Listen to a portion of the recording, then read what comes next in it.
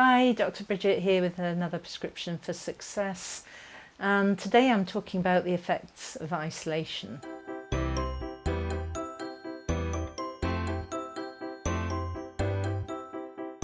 So the reason I'm talking about the effects of isolation are twofold, really.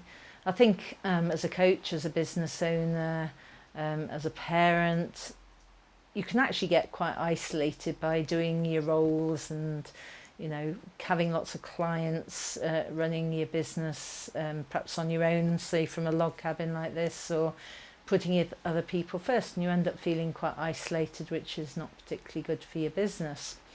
And the other reason that I'm talking about this is I've recently sponsored a calendar month for the Men's Shed in Cairo, just north of Bridget up here, which has been really good fun. And the function and the purpose of Men's Shed is to help people to become less isolated, to find a community, to find a connection, so that their mental health and their physical health improves.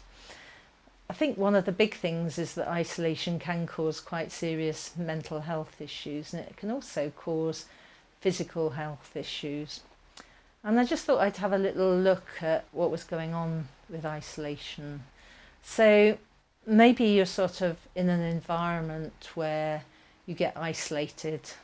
So maybe, a spouse or partner has left or died, or something's happened, business partner's left you, you've finished networking somewhere, and you start to feel isolated, and that's about your environment.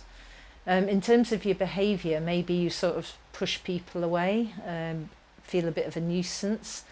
I know that sometimes I've got some elderly people in my family that feel like they're a bit of a nuisance, so they never go and ask for help, and they just sort of stay in their house, and that's a behaviour that's not particularly helpful when you're talking about isolation.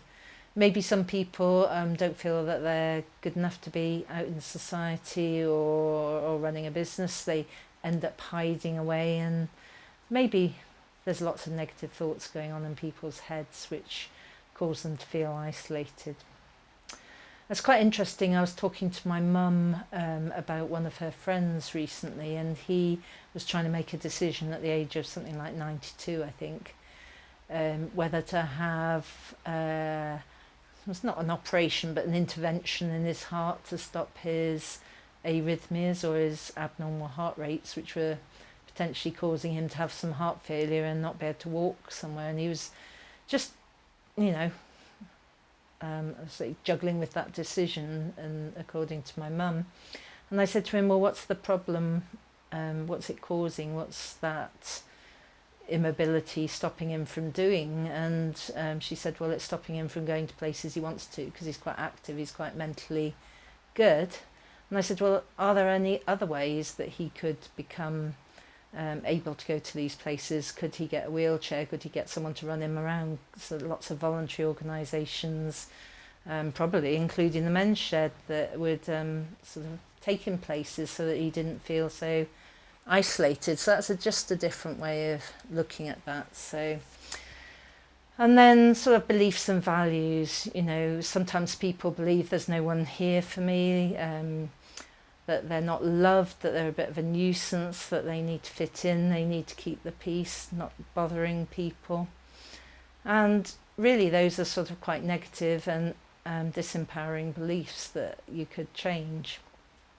So, communicating with people, connecting is really, really important. In terms of isolation, you tend to lose yourself, so you forget who you are, and sort of almost like what you're on the planet to do. So maybe you've got a lot to give, or maybe people who are isolated have got a lot to give, and they're just not living with that identity or that purpose. So I think it's about acknowledging when you might be feeling isolated, working out what it is that's keeping you isolated, whether it's your environment, the behaviour, the thoughts that you're doing, the skills, the beliefs, the values, who you are, those sort of things. And think, well, if I've got lots to give and I really want to be out there and be connected, then what can you do that's different?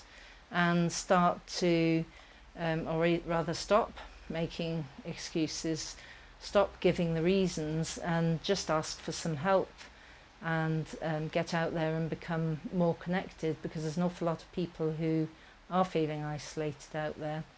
And if you're one of them, it doesn't need to be like that. So if you just connect and you communicate with people, then your mental health will be better and your physical health will be better, and you can live your purpose and live with being who you want to be.